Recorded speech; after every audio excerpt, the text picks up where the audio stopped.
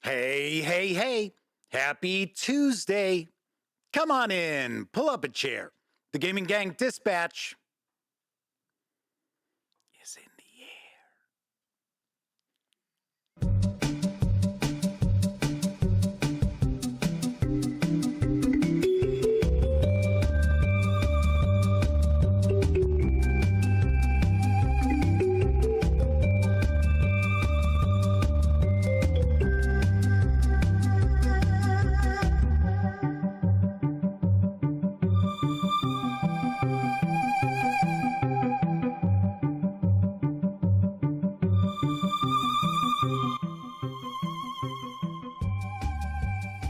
Howdy, gang, and welcome once again to the Duct Tape Studios. I'm Jeff McAleer, your host, here at the Gaming Gang Dispatch, brought to you by, amazingly enough, thegaminggang.com, of which I happen to be the founder and editor-in-chief. So welcome aboard. Tonight is Tuesday, January 16th, 2024. This is live stream 1007. If you're not overly familiar with this show, let me point out, super casual around here. Just hanging out, talking about the latest in tabletop gaming news, and then I will usually share some random musings about the hobby, which I certainly will be tonight, because I have a big announcement to make. Oh, okay, maybe not big, but it is an announcement to make. So I will be doing that after we tackle the tabletop gaming news. And of course, when you're not watching videos on the Gaming Gang channel, be sure to visit thegaminggang.com for the latest in tabletop gaming news, reviews, and a whole lot more you are not going to find here on the YouTube channel. You know the drill. Get your geek on at thegaminggang.com. I should also mention, because this is a live stream, there is chat available. It's not on screen. It's one of the ways I keep some of the more unusual commenters at bay. But if you are a subscriber to the channel and you have been for at least 48 hours, by all means, say howdy. Or if you've got a question, a comment, fire away. I will do my best to respond. So far, first out the gate tonight is friend of the show and chat moderator, the Madman. That's right, the Madman from the Motor City. I guess I'll start calling him Madman that. The Madman from the Motor City, as opposed to that jackass, the Motor City Madman. Ted Nugent, yeah, right there, buddy.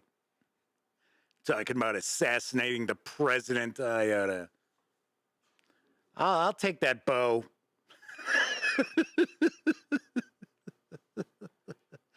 Anyway, the Madman's booing my Blackhawks.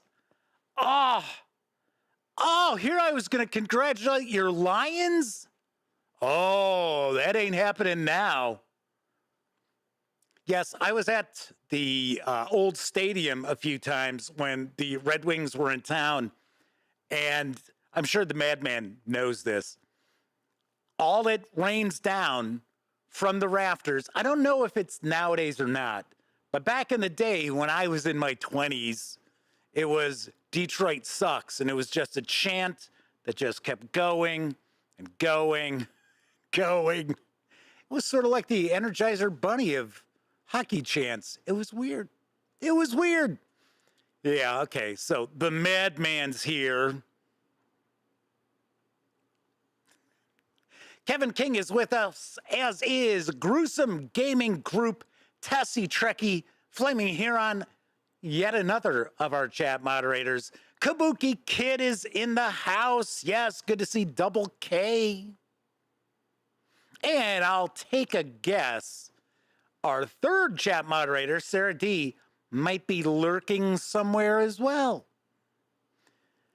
Tessie Trekkie says, I'm sensing some hostility towards Ted Nugent.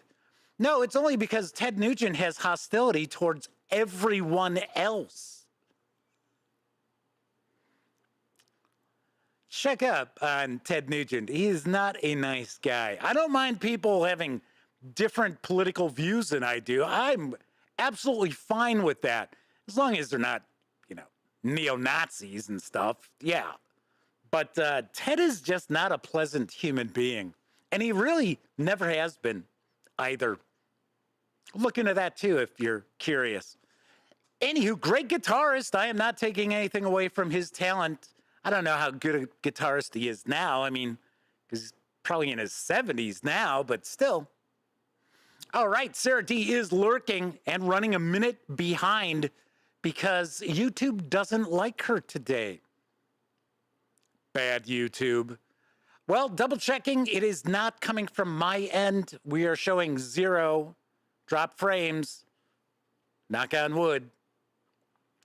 I will also mention before I jump into the tabletop gaming news, I had to take a Tylenol with codeine before I started the show. My shoulder is just raging today. Unfortunately, not against the machine. So I figured, okay, I better take one, even though it really doesn't do much, except take the edge off a little bit and make me a little slower.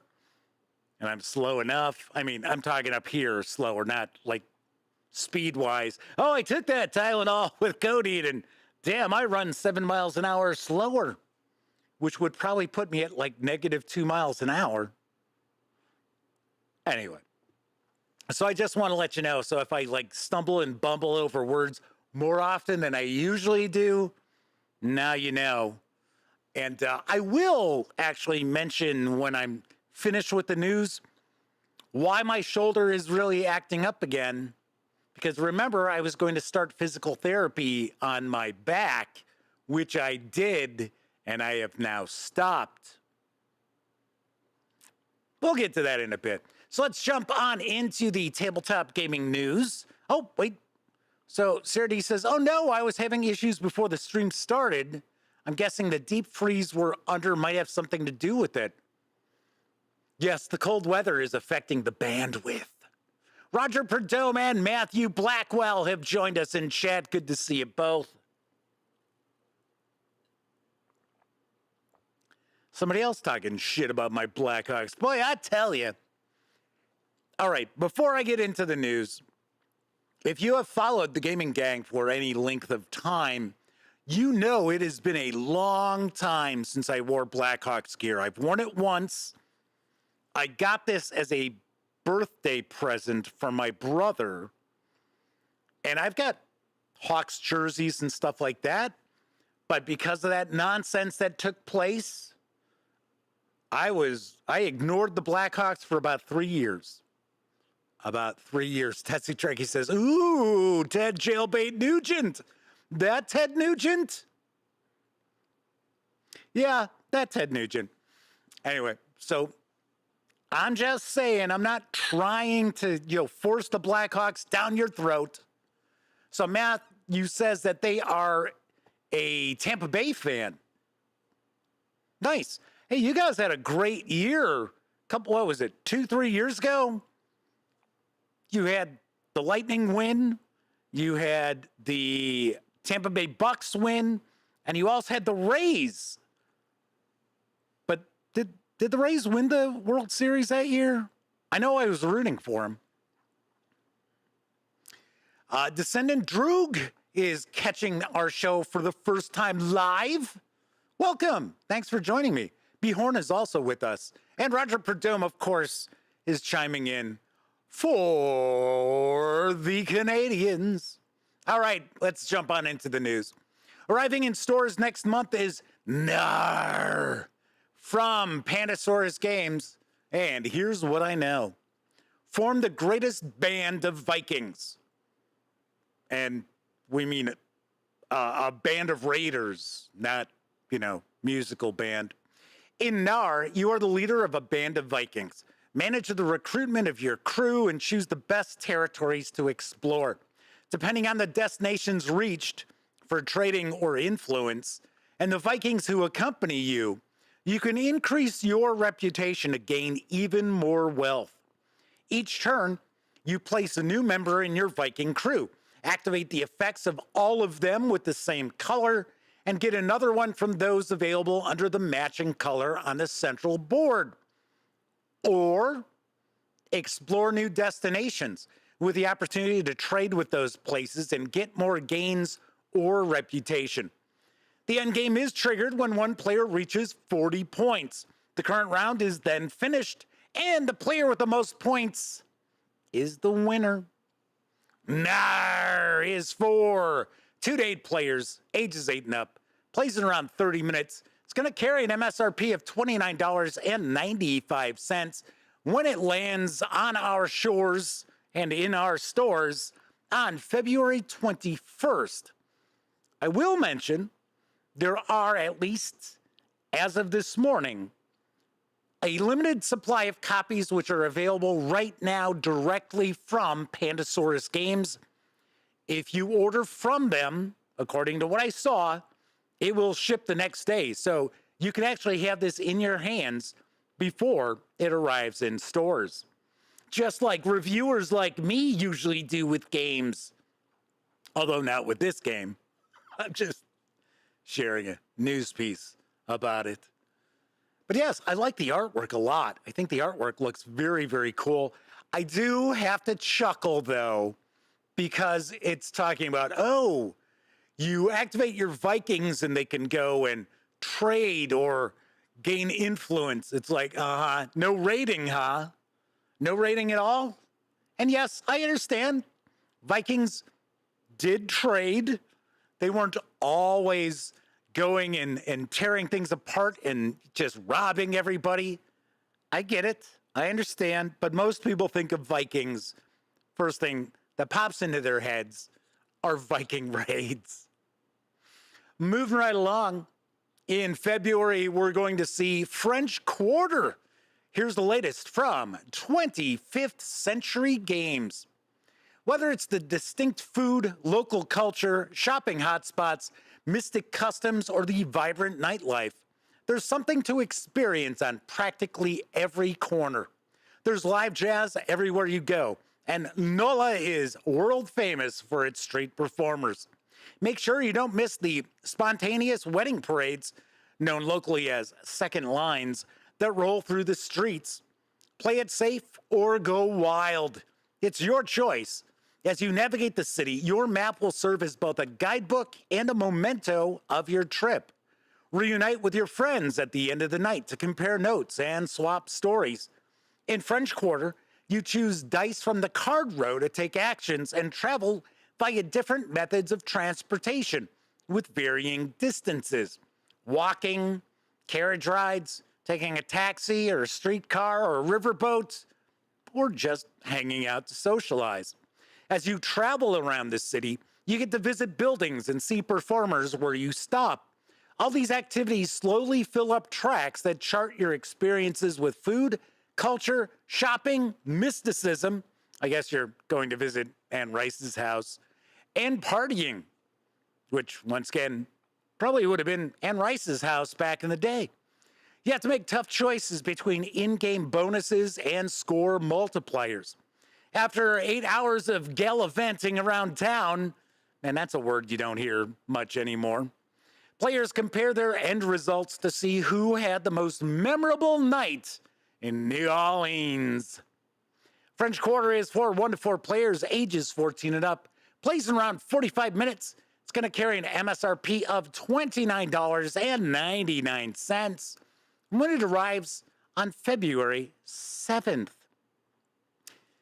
I do believe this comes from the same designers as Three Sisters, Motor City, which I was always interested in Motor City, and I almost pulled the trigger on Black Friday because they were offering it for $10. I was like, and then I thought, I don't know, is anybody going to play that with me? And yes, I like solitaire games, but I don't play a ton of solitaire games, or I don't play a ton of games solitaire either. So I didn't get it. But it is also the designers of Fleet, the dice game, if I remember correctly. And 25th Century Games is pretty well known for their roll and write games. Gotta say, this looks pretty unique. And that's why I am sharing this news piece with y'all. Lord Cost 2000, Jose Fernandez, and Paul Bigby are also in chat with us. I think I have said hello to everyone so far who is in chat. I believe so. If not, I apologize. Let's talk about some role-playing game news, because the popular role-playing game Troika is now available absolutely free from the Melsonian Arts Council. I've got the steal of the day. Troika is a complete yet wildly open role-playing game. Players can expect to fly through mystic space, get lost in infinite cities of the gods, and meet strange and wonderful people, all the while using a robust and familiar game system.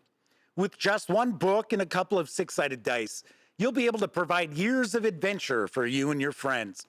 Once you're ready for more, there's an abundance of material that's already printed by the Melsonian Arts Council and Troika's huge number of third-party publishers and fans. Inside this book, you'll find a fully automated character creation system that generates exciting starting points for players to build upon, weighty lists of spells and enemies to encounter, a baked-in plane-hopping setting which draws you into the world and allows you space to build upon its sturdy foundations. It's lavishly illustrated by Jeremy Duncan, Dirk Detweiler, Lechke. I thought it was just Dirk Detweiler. Maybe I'm wrong. Sorry about that. Sam Mamelli and Emmy Award-winning Andrew Walter. So Troika is available absolutely free for download if you sign up for the Melsonian Arts Council newsletter. Yes. Vaughn Moore is with us. Hey, shh. Don't be ruining the announcement. Shh. So very nice. Troika, absolutely free. I have never checked out Troika. It's now, you'll notice this has a different cover than the PDF you would purchase. But as far as I understand, this is all absolutely the same content as if you were buying the PDF from, say, Drive-Thru RPG. So there is that.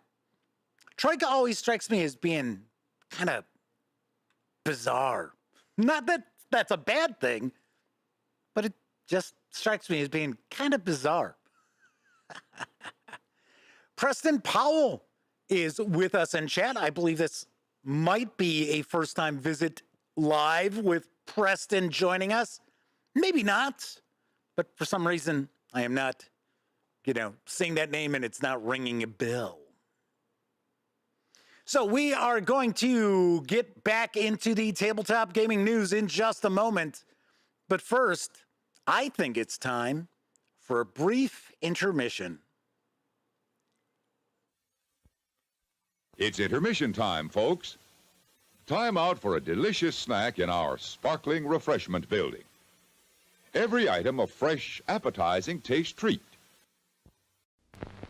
Baseball Joe was a slugger, He made all the pitchers cry. He was frank to admit the reason he hit was T-O-D-D-Y.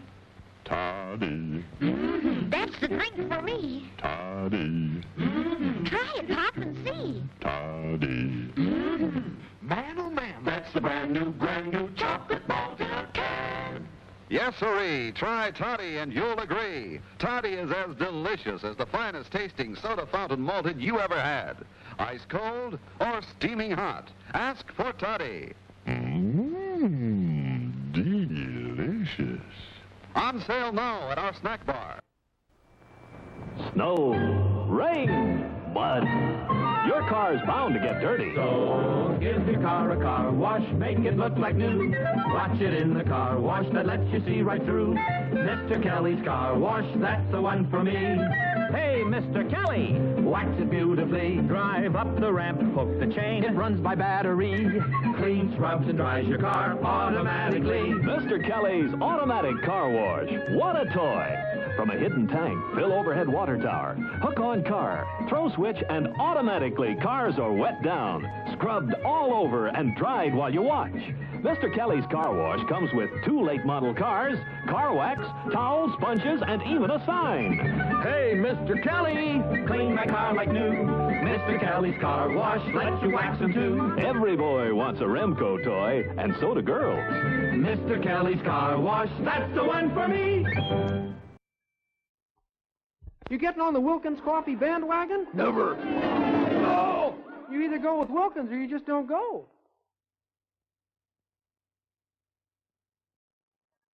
Yipes, stripes, peach nuts got 'em. Yipes, stripes, new cherry stripe gum. Yipes, stripes, peach nuts got 'em. Yipes, stripes, new grape stripe gum.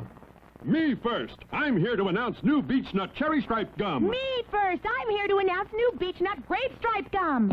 Announcing new beech nut cherry stripe gum. By beech nut, by gum, by cherry stripe, by gum. By grape stripe, by gosh. Extra cherry flavor in it. Extra grape flavor on it. In every luscious stripe. In every scrumptious stripe. By cherry stripe, By grape stripe. by beech nut, by gum.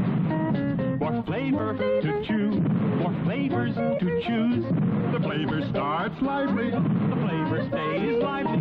By fruit stripe, by cherry stripe, By grape stripe. by gum. For the whole family, try new beech nut cherry stripe. After new grape stripe. By gum.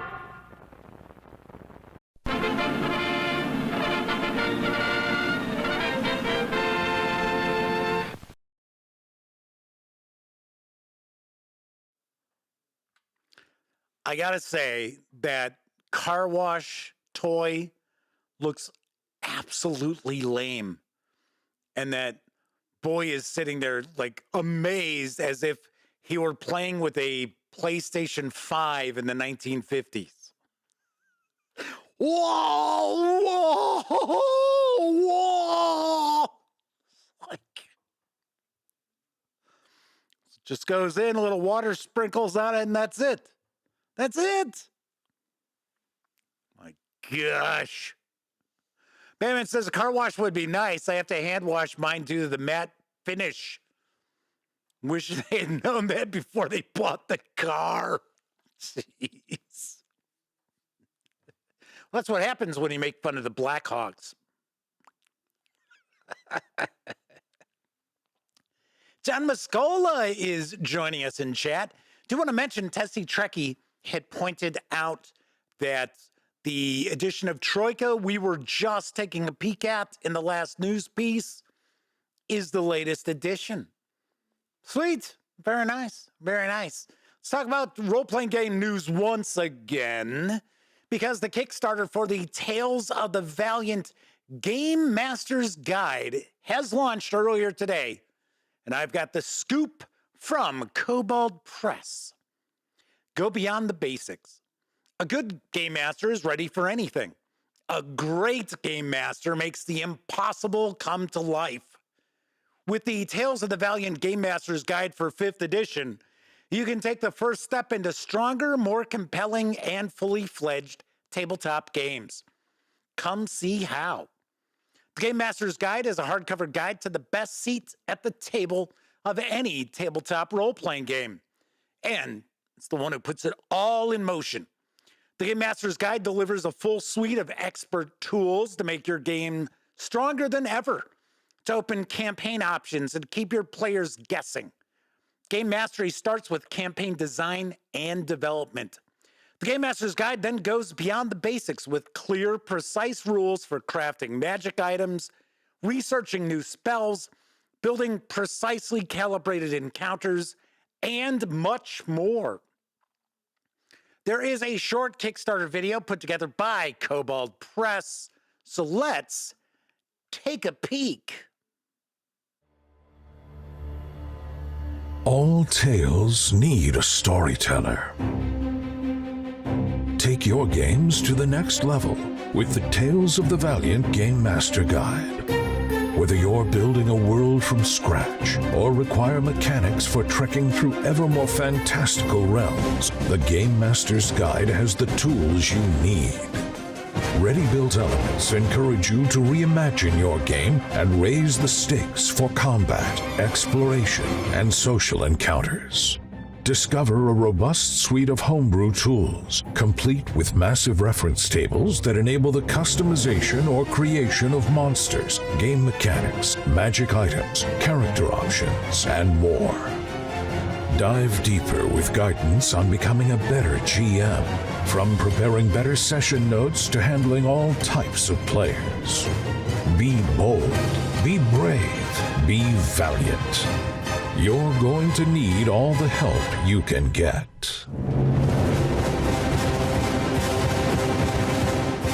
Back it on Kickstarter today.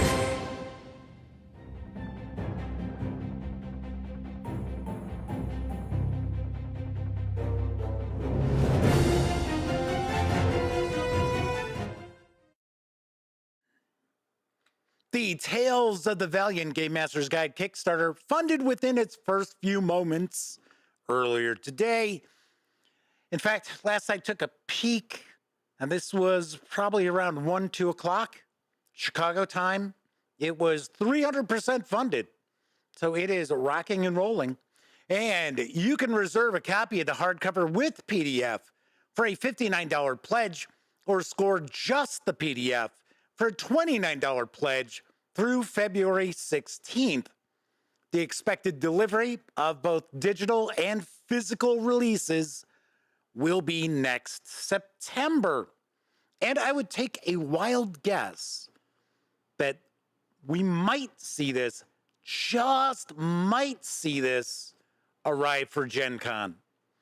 I would take a guess that is probably Wolfgang Bauer and the Kobold Press team's game plan is to have it ready to at least show off at this coming Gen Con in August. Very nice. But I've got a question.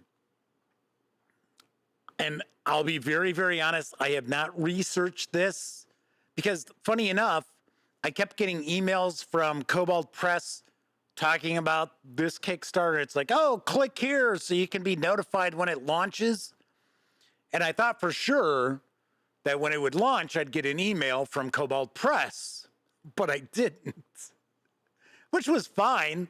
I stumbled across it anyway. So here's the question. So is Project Black Frag,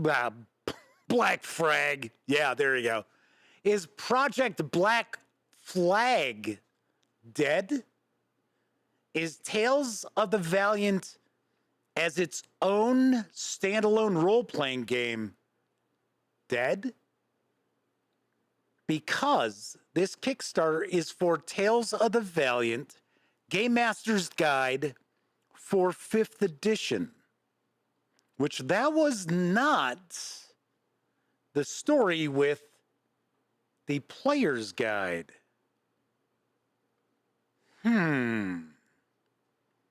Curious and curious. Not that I have any issue with that. I'm just wondering, because remember, it was during the old school, or not old school. Jeez. See, maybe I should have taken that Tylenol with codeine. Damn, my shoulder is just really going at it.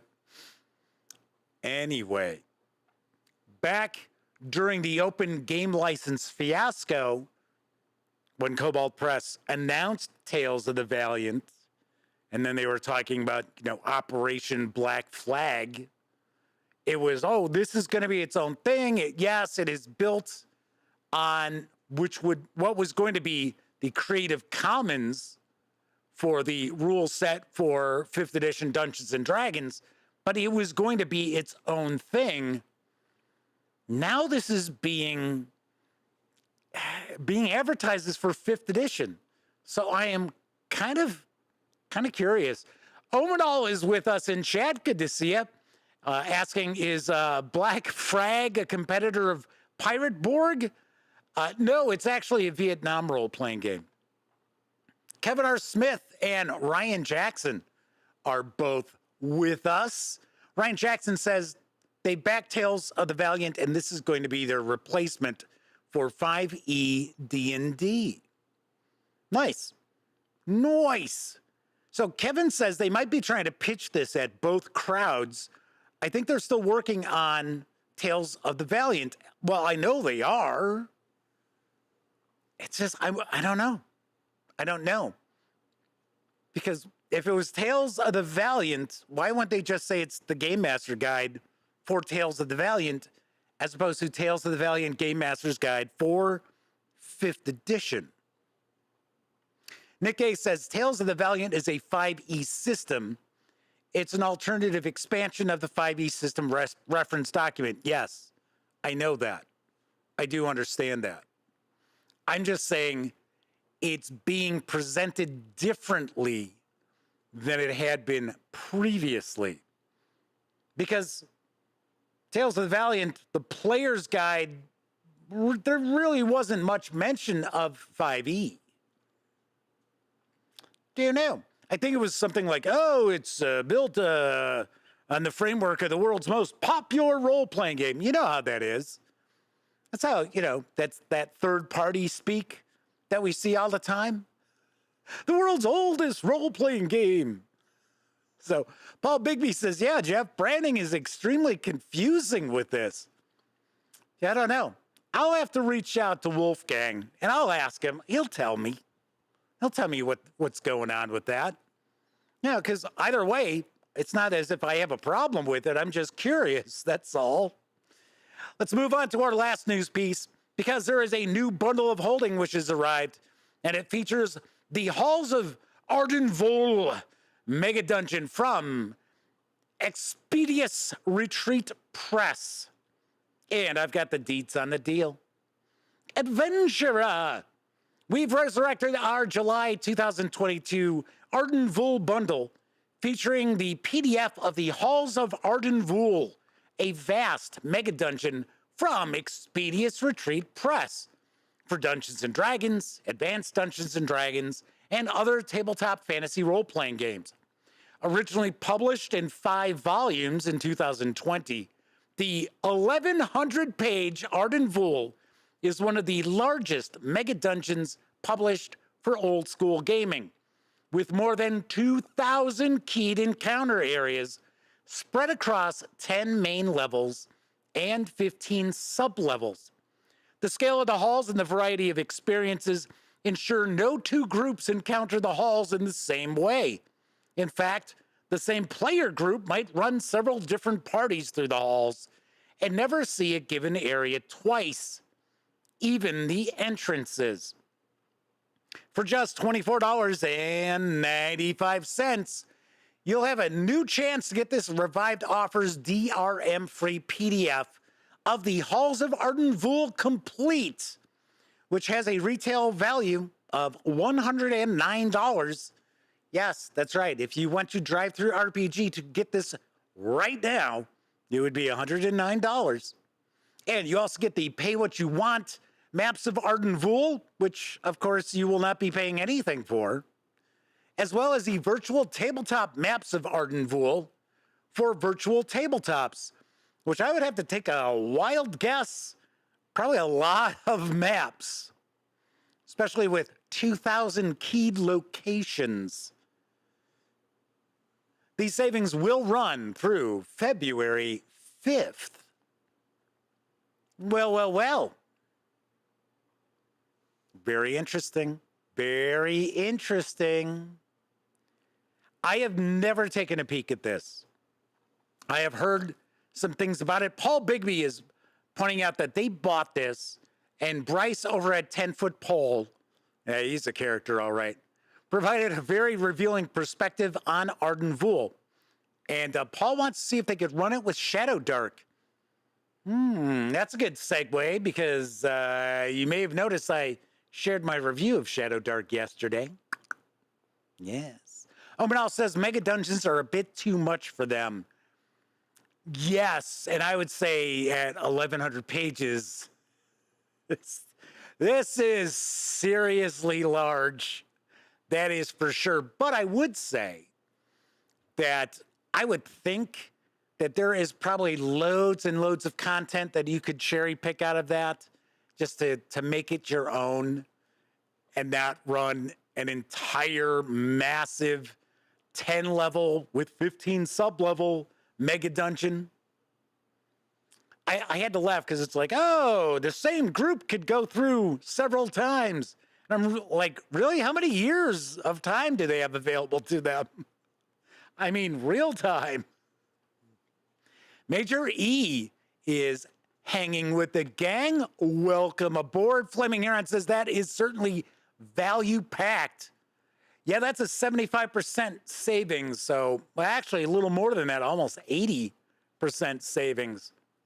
It's a pretty sweet deal. $24.95. All right, that is it for the news tonight. Now, of course, normally I would have included a news piece from Drive-Thru RPG, but I did not tonight. But don't forget, the Gaming Gang, thus the Dispatch, is affiliated with the One Bookshelf sites. So if you are going to visit Drive-Thru RPG, just not to buy the Halls of Ardenvoul for $109.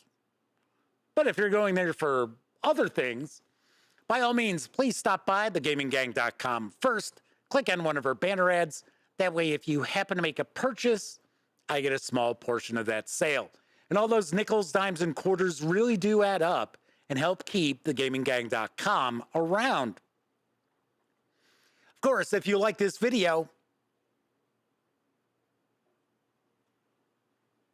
if you dig the channel, if you find thegaminggang.com to be a valuable resource, hell, if you like what we do, then by all means, please stop by paypal.me/thegaminggang to make a small donation.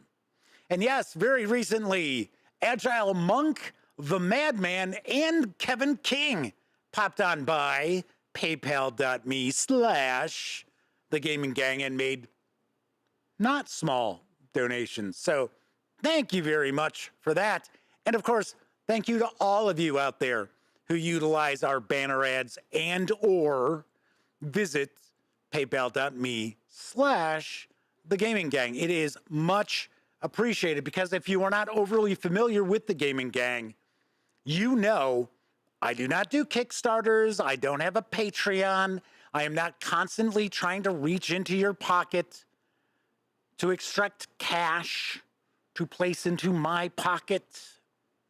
That is not my modus operandi at all. So, nice. All right, anybody sneak on into chat that I have not said hello to? I think I've said hi to everybody. Okay, so a few things I do want to talk about tonight. First of all, if you have been watching the live show lately, you know that I was going to go and have some physical therapy to help out with my back, and I have been having issues with my shoulder. And I had x-rays and nothing going on that the x-rays can see, but that doesn't mean there's not something going on. Because if it's muscle related, it's not going to show up. And as I had pointed out previously, I never had this shoulder pain until I had the triple bypass. And then when I got home from the triple bypass, I had it for like 2 months or more. And then it finally went away.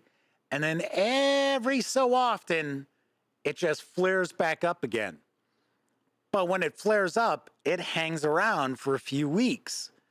So I was doing some research, and I guess that is a common thing that people who undergo triple bypass, or any sort of bypass, I should say, surgery, end up having problems with their shoulders because of the way that they're on the table.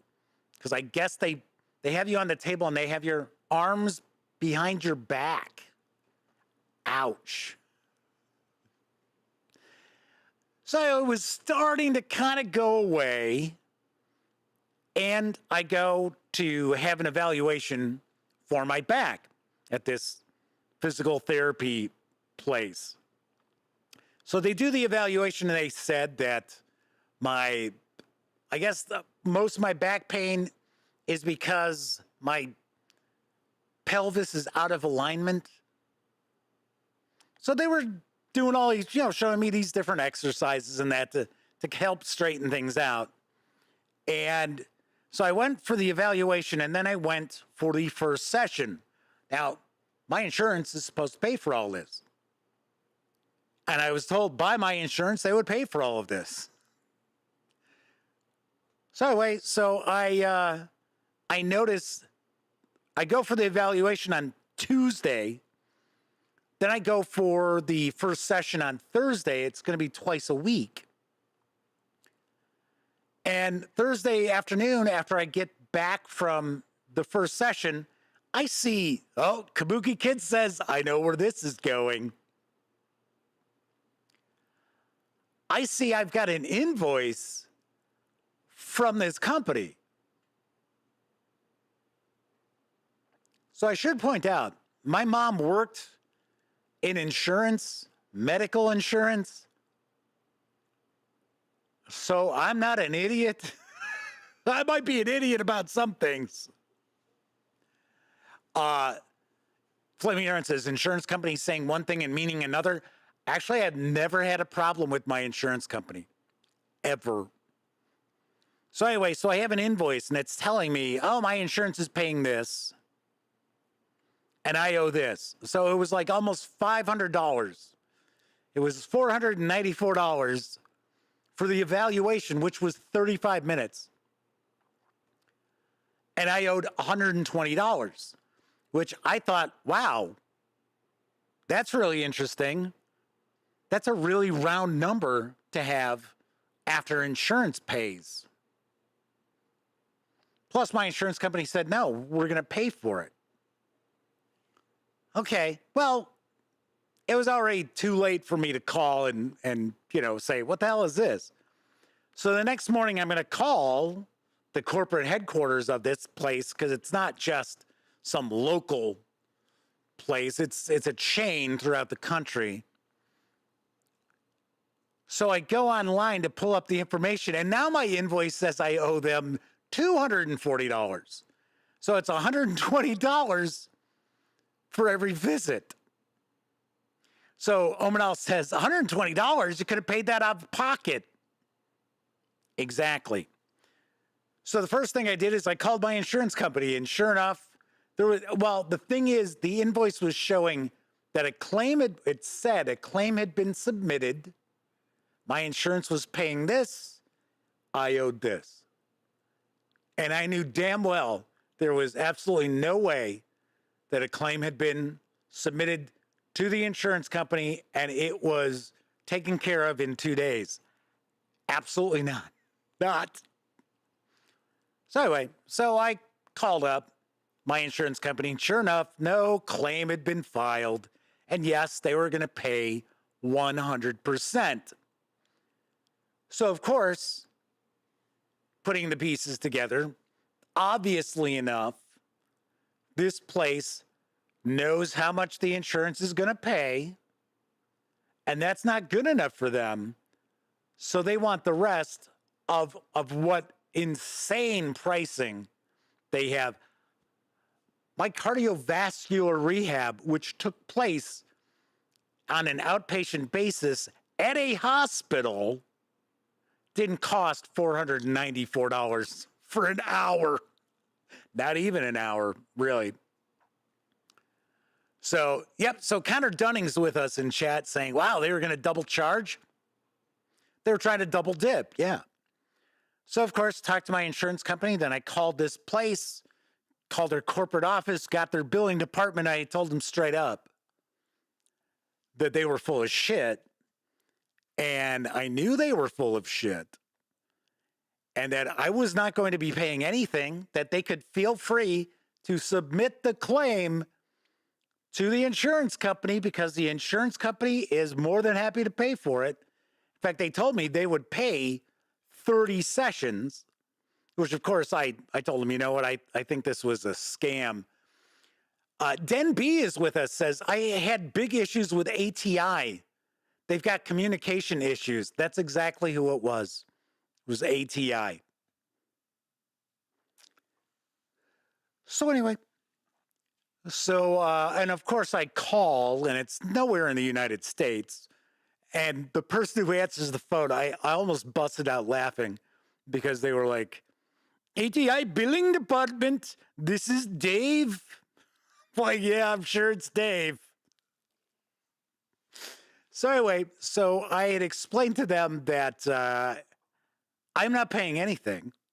Submit the damn claims, or claim if they're putting it both on one, to the insurance company. It'll be taken care of. And if I were to receive another invoice, or if they think they're going to send me to a collection agency, because I heard that's something they're real big on, you could owe them $20 and they're going to send it to a collection agency. I said, I won't be calling you. I said, I'll be calling the office of the Attorney General of the state of Illinois, because what you're up to is insurance fraud. Because when an insurance company, well, okay, so I have to point out that I have Medicaid. So my insurance is through Medicaid. And when anybody makes a deal with Medicaid or Medicare, if they negotiate a price, if there's a copay, yeah, that's fine. That's different. It's a copay. But if they negotiate a price and say, okay, this is what we'll pay for, they can't turn around and charge anything to the actual patient. That is against the law. So that's why I'm saying they're sitting there and it's essentially insurance fraud. So I'm not going to that anymore. And the best part is that when I went for the first session last Thursday, and I was doing all different stretching, and the therapist was doing all these, stretching me out and all this other stuff, caused my shoulder to really flare up. So while it was starting to go away, it is back with a vengeance. So Fleming Heron says, hey, that's Dave. I know his voice. Kabuki Kid says Dave Patel. Right? David Matthews is with us, says, hey, Tales of the Valiant isn't dead. Kobold Press is making TOV material, also marketing it to 5e Game Masters because, yes, Tales of the Valiant and Black Flag, I keep saying frag. Black Flag is compatible with 5e. Right. Exactly. All I'm saying is the way it is being marketed for this Kickstarter for the Game Master's Guide is radically different than how the Player's Guide was being marketed for its Kickstarter. The Player's Guide was more along the lines of, oh yeah, leave 5e D&D behind sort of thing. And now this is like, oh, this is for 5e. Omanal says, sounds like federal prosecutors would get involved as well, as Medicaid is federal, right? Yes. Yes, it is. So Paul Bigby says, good on you, Jeff. Glad you gave them the cold shoulder. Yeah, well, I wish I had some ice on the shoulder right now. Okay, so anyways, that's what's going on with that. Other thing I did want to mention, if you follow me on social media in any capacity, earlier today I announced that after over 13 years of covering Wizards of the Coast and Dungeons and Dragons, I will no longer be providing any sort of news coverage, any sort of first looks or reviews or anything for Dungeons and Dragons. I am done. I am washing my hands of them. And that's it. It is something that I kicked around for a while. I almost made this announcement on January 1st, and then I thought, I don't know. It feels kind of stupid to do that. And nothing happened today or yesterday or anything like that specifically where I was like, oh, that's it, I'm done. And I did X this out there because I know it's not Twitter anymore, right? It's X. So I X'd. I shared it on Facebook. I shared it on Blue Sky. I did not share it on Instagram because I just kind of auto post on Instagram. So some people have been saying, hey, you know, well, if you didn't leave them in the dust after the open game license fiasco, then why are you deciding to do it now? And I had mentioned, I'm sure quite a few of you recall this, I shared a video about the open game license fiasco, and I said, Wizards of the Coast is going to cave on this. They are not going to go through with what they're saying. And I had the interwebs just pile on me. I can't tell you how many comments I got on that video that once Wizards of the Coast did cave, got deleted from the video.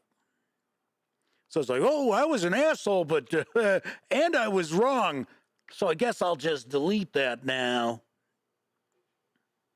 So as far as the open game license fiasco, yeah, it was a fiasco. And then Wizards of the Coast was like, ooh, shit. How many people are canceling their subscriptions to D&D Beyond? Now, there was a story floating around. It was like, oh, 1 million cancellations. And I was kind of like, I don't think there's 1 million subscribers. So it's like, So yes, Gruesome Gaming Group says, I Z'd it. Kabuki Kid says X. I still marvel at that marketing blunder. Yeah. Travis Williams, I think I said hi to Travis, says WotC and 5e can kick rocks.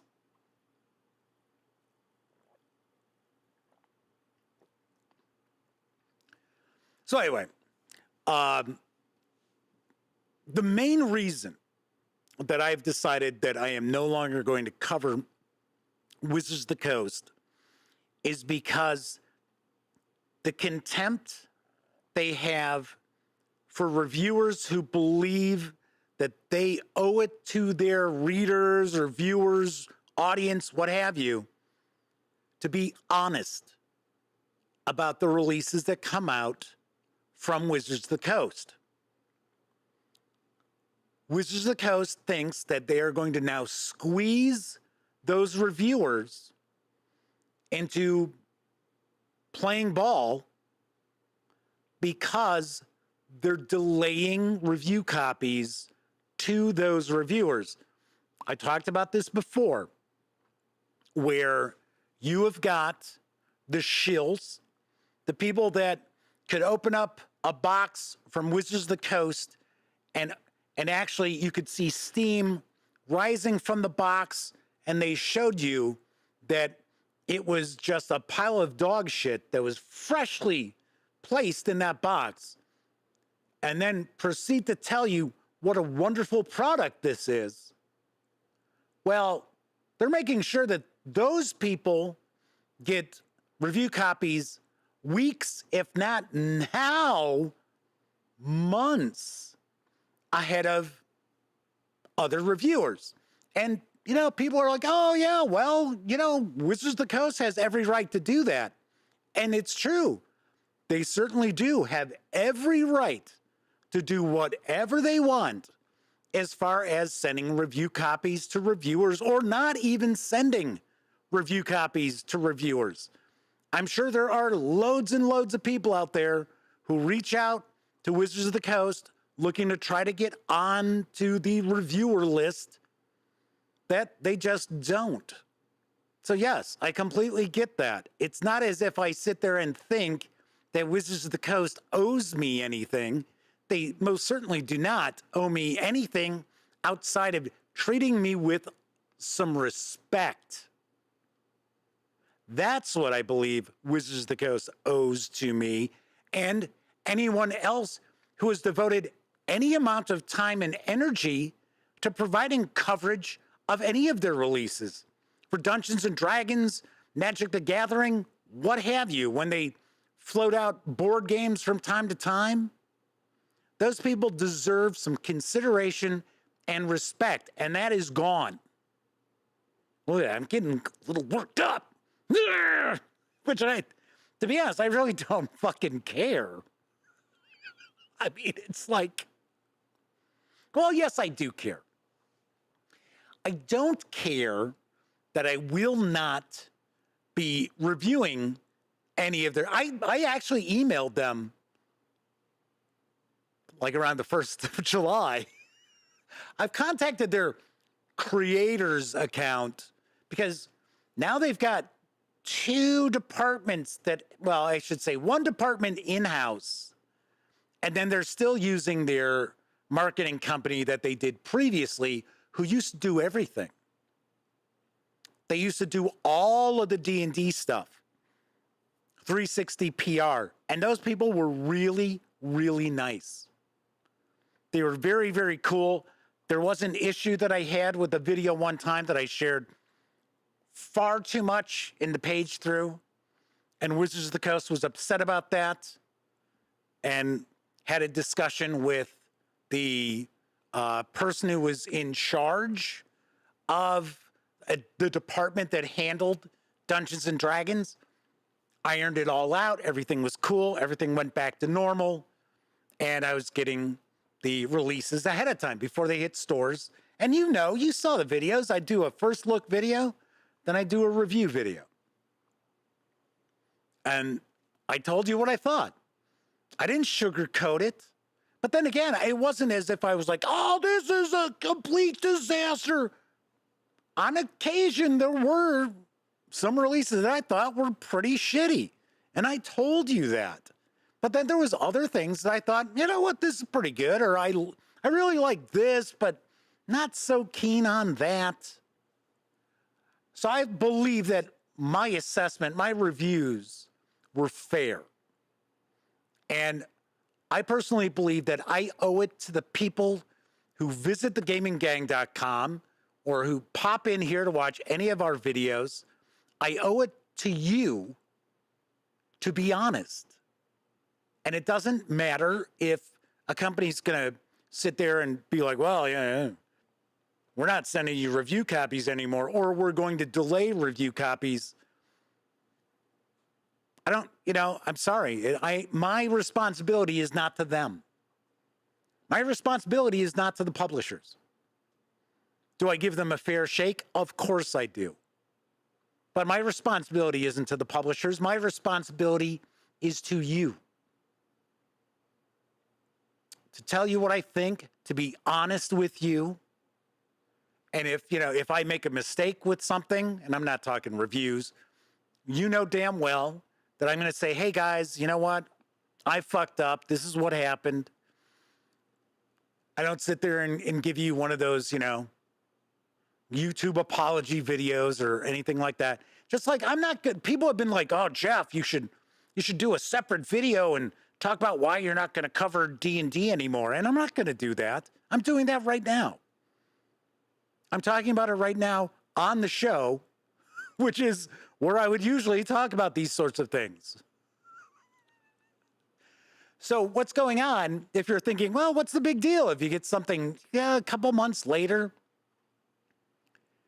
The thing is, by that point in time, any sort of video coverage that would be shared, you're not going to get any views on because people will have already checked stuff out. And yes, I know there would still be folks who follow the Gaming Gang who, watch videos and stuff here. They would tune in and they would check out those videos and get an honest review. But the thing is, I just don't want to play with a company like that.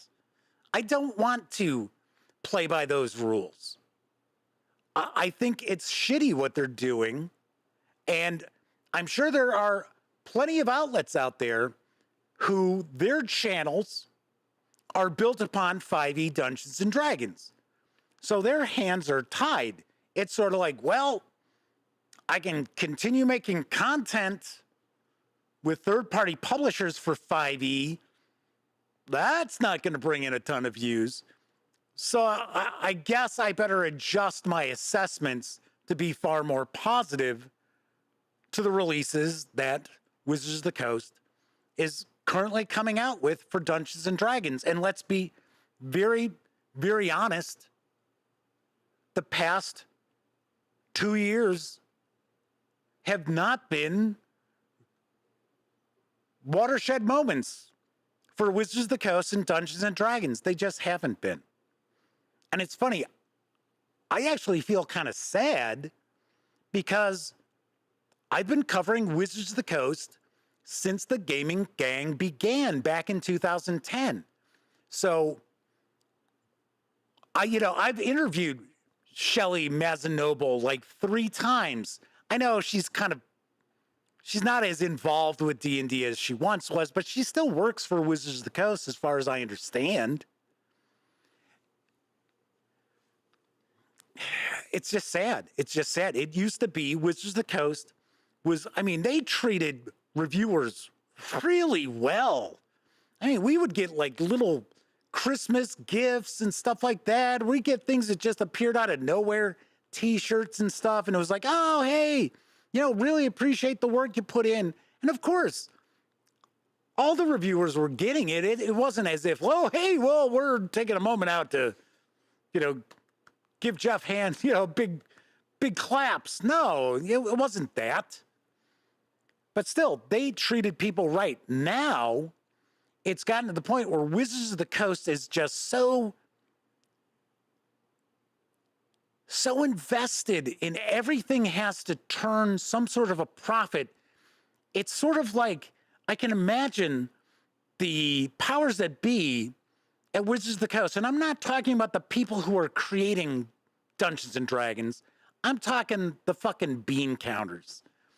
I guarantee they're all sitting around in a room trying to figure out if they dug up their grandmother's bones and ground them into a fine powder and they could make maybe a nickel off of that, who's going to be the one to go grab the shovel?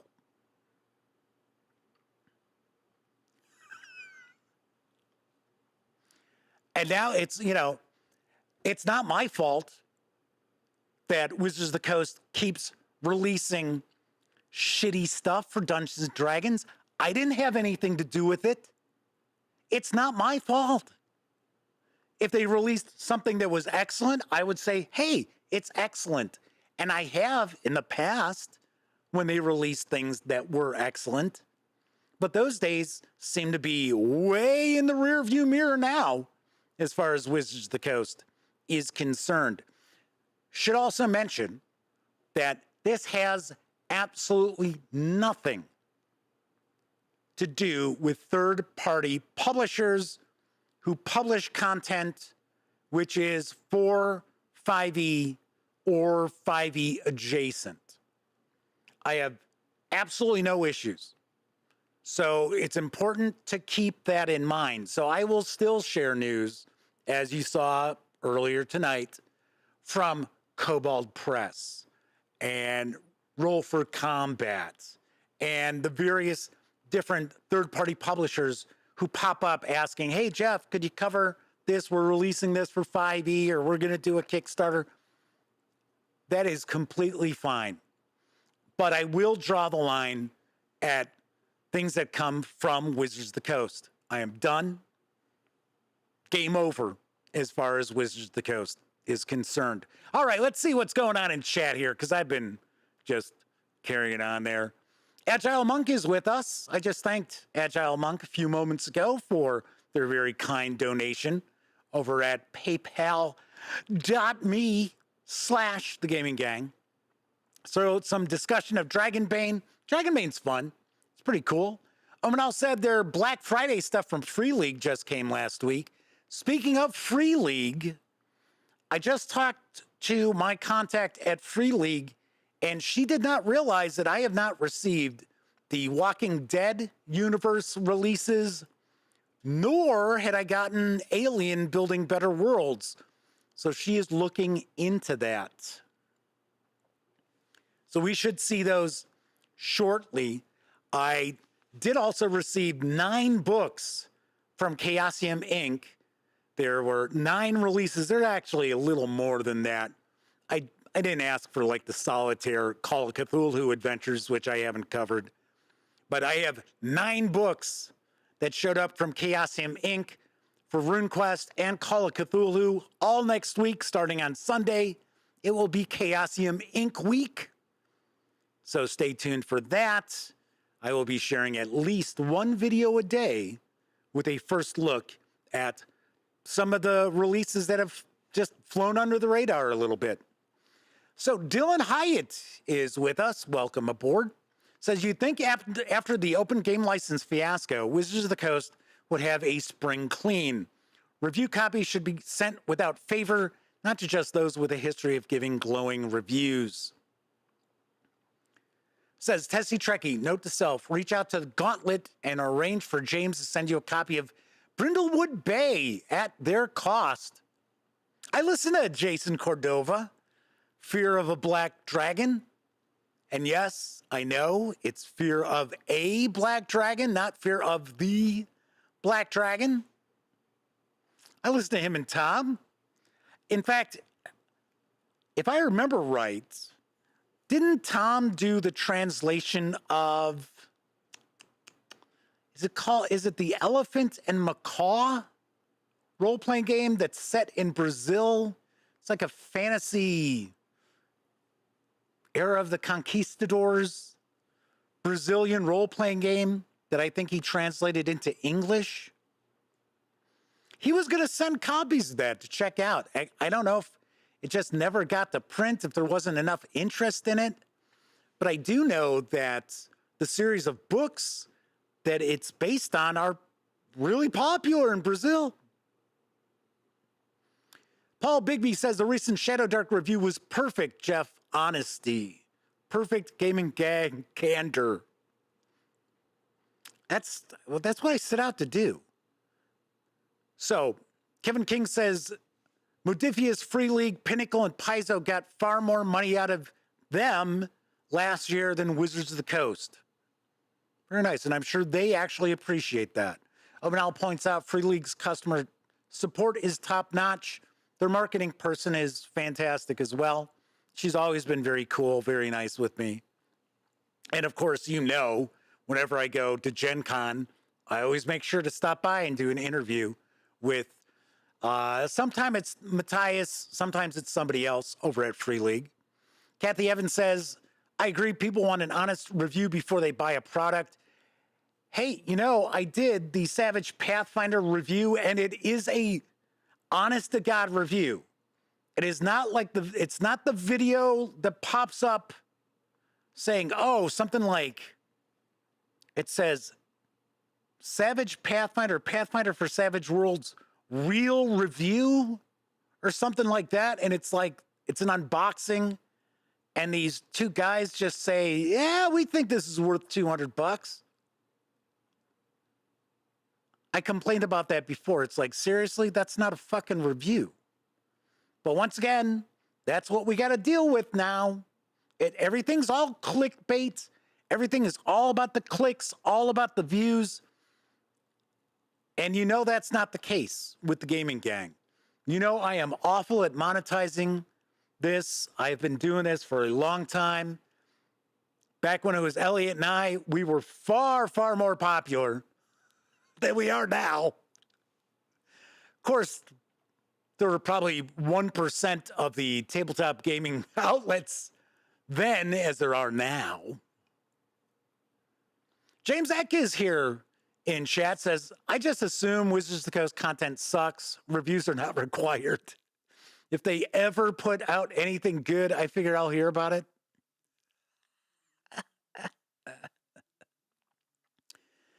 Kevin R. Smith says, it's sad for anyone who remembers the days circa 2000, 2005, when WotC was a decent steward of D&D.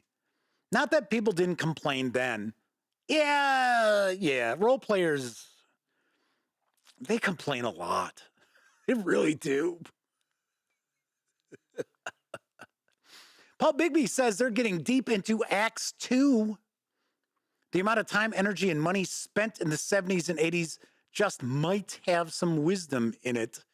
I like Adventurer Conqueror King system. And I know people got bent out of shape because of the politics of Mr. Macris. I think that's how it's pronounced.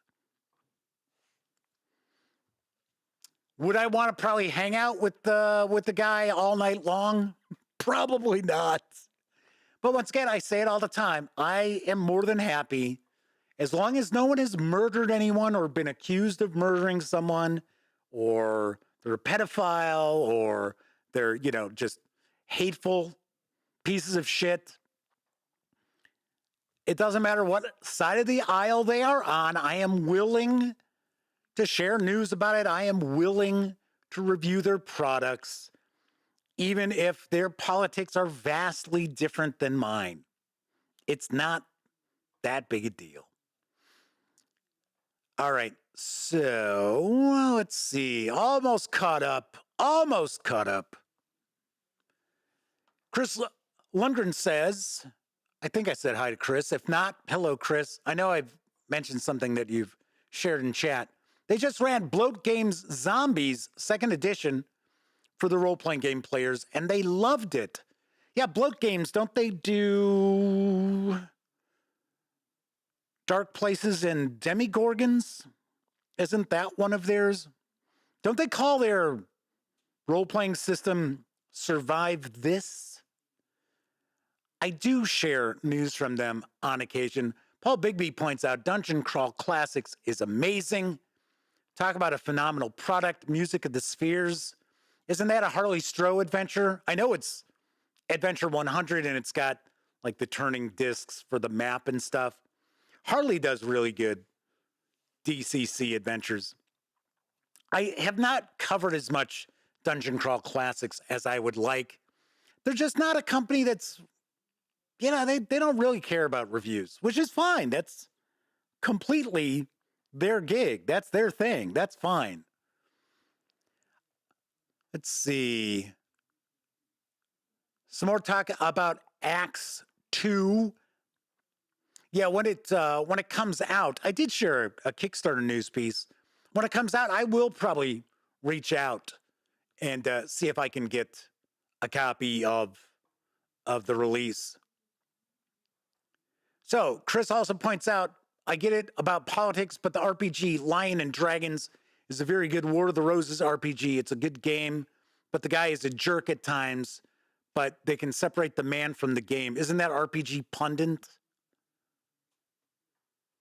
I was going to say, he seems to me to be a jerk more than at times. He's someone that he just always seems to have a beef. He has an axe to grind. Matthew Blackwell says, I'm a big fan of basic fantasy role-playing. Not really a retro clone, but it's old school. I like basic fantasy a lot. In fact, spoiler alert, my January Why You Should Play video is basic fantasy. So stay tuned for that. Some talk about Savage Worlds Flash Gordon. Speaking of Savage Worlds, I know I am going to be taking a look at Pine Box, Texas Middle School. It's kind of a kids on bikes sort of genre. I emailed with Jody Black from Pinnacle Entertainment Group earlier this morning, and she had asked me if I'd be interested in taking a look at that. And I also pointed out to her that I would actually love to get a peek at the East Texas University, which I know the Madman can speak volumes on. And I know that Pine Box is kind of a spin-off of that. I think it's the same game world. And I also asked about the Savage Pathfinder Adventures, because I have my review of Savage Pathfinder. Now, this is the companion. That review is on the horizon. I was not going to pick up the big box for Savage Pathfinder, But I did share my review. That was something else that popped up this weekend. And really liked it. There were a couple of things but did recommend it, did give it a good score. And so I had asked Jody about maybe getting a chance to take a peek at Rise of the Rune Lords, which is a box set, because I think that is the only thing that is kind of a knock at the moment for Savage Pathfinder, is that, as far as I understand, there aren't standalone adventures for it. And the starting adventure that comes in the Ultimate Core box is kind of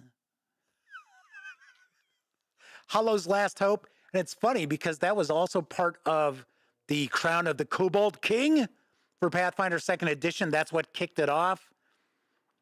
And that was like my least favorite part of that adventure collection. So there's that. All right. Last few items in chat. Let's take a peek here.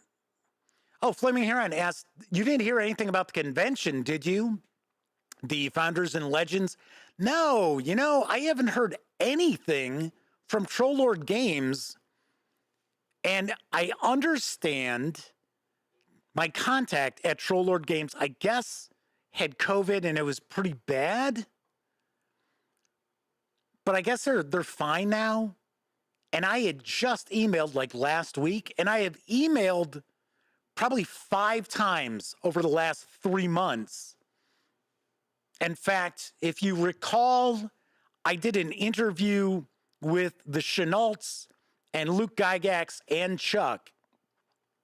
And the day after I did that interview, I emailed Chuck about taking a look at more Castles and Crusade stuff because I dig the system. I think it's very cool. And I think it's a good fit for people who are maybe segueing out of 5e, but they still want, kind of those mechanics, but with more of an old school vibe. And of course, with far more crunch than, say, Shadow Dark. Didn't hear anything.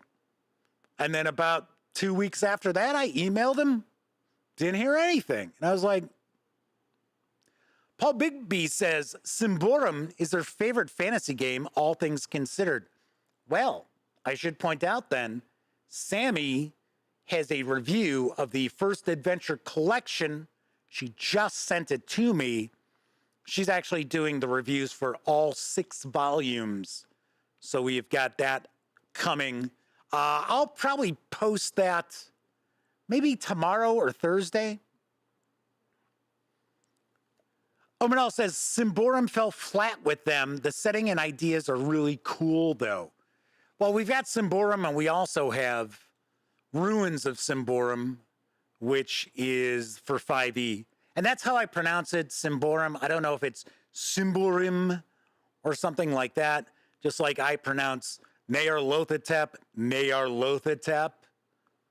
I know I hear other people pronounce it other ways, but I have been pronouncing it that way ever since I ran Masks of Nyarlathotep back in, 84 when it came out? I ain't changing it now. That's why we call Call of Cthulhu for short C of C, not COC. I know that's not how people abbreviate it, but I'm not changing it now. I had to laugh. I had somebody zeet me over on X after I had, zeeted that I'm done with Wizards of the Coast and Dungeons and Dragons. And they said, allow me to introduce you to Call of Cthulhu. So my response was, I've been answering the Call of Cthulhu for over 40 years.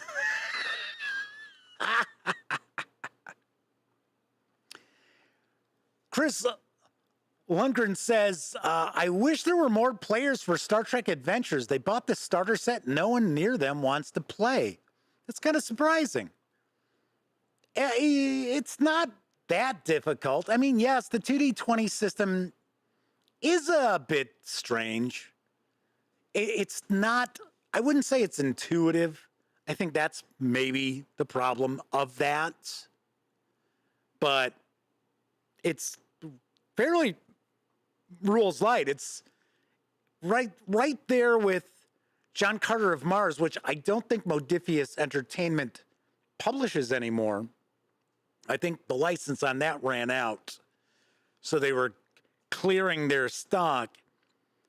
But as far as I recall, it's the lightest rule set for the 2D20 system, next to John Carter, and everything else they release, like Fallout and Dune, although Dune's not super crunchy. Conan, Adventures in an Age of Undreamed Of. Man, that just rolls off the tongue, don't it? Excellent books, though. Too bad you can't get those anymore. That was really good Conan stuff if you were into Conan. There you go. Omenal says, I liked Conan 2D20.